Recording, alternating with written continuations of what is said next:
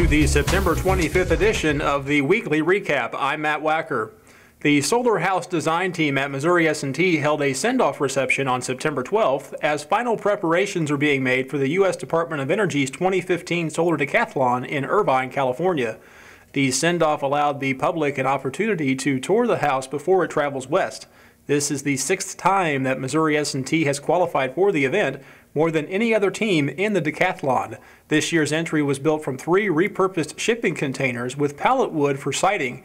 The entire home is less than 1,000 square feet, the limit set for this year's competition.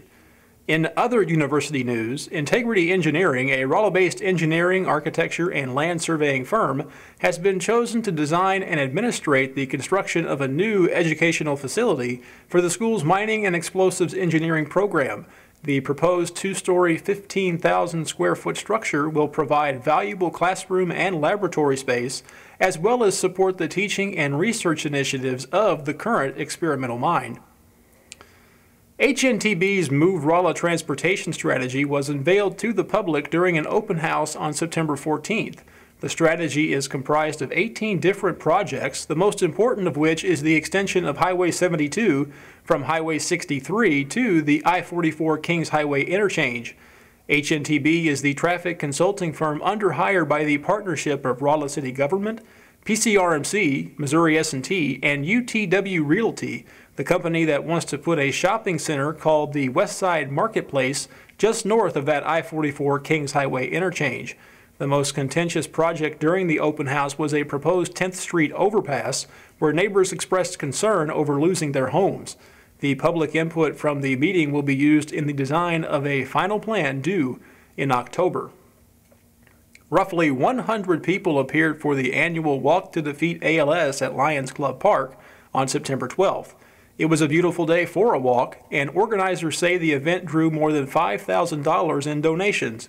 That money will go toward ALS research in hopes of finding a cure.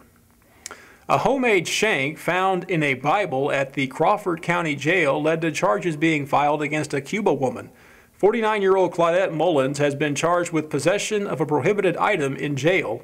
The shank was approximately 3 1/8 inches long. Mullins allegedly claimed possession of the item and said it was something she used as a screwdriver.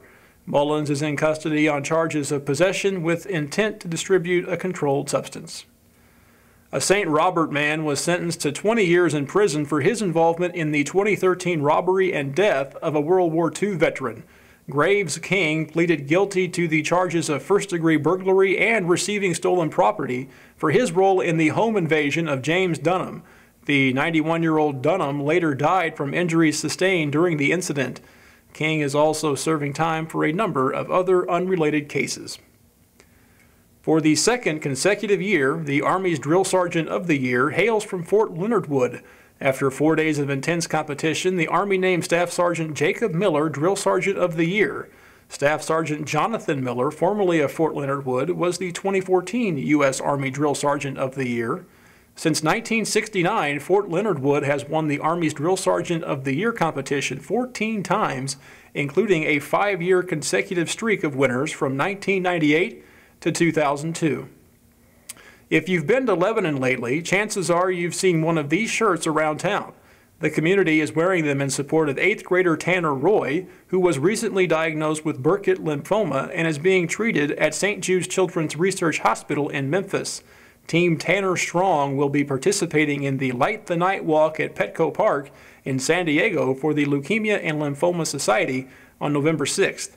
If you're interested in showing your support, t-shirts are available through teespring.com.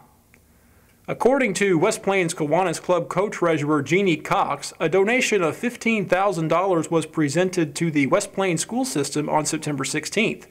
$9,000 went to 6 area schools, with the remainder benefiting the Zizzers Athletic Booster Club, the West Plains Educational Foundation, and the Bridges Robotics Program. And speaking of West Plains, our crew is headed to Zizzers Stadium for a battle of unbeatens during the Ozark Conference Game of the Week. 5-0 Lebanon, 5-0 West Plains. One team will look to gain some separation on the other. Meanwhile, Rolla came away with a big homecoming victory over Waynesville last week. The play of the game, this 89-yard touchdown pass from Kyle Morris to Zach Brown. That's all for now. I'll see you right back here next week on the Weekly Recap.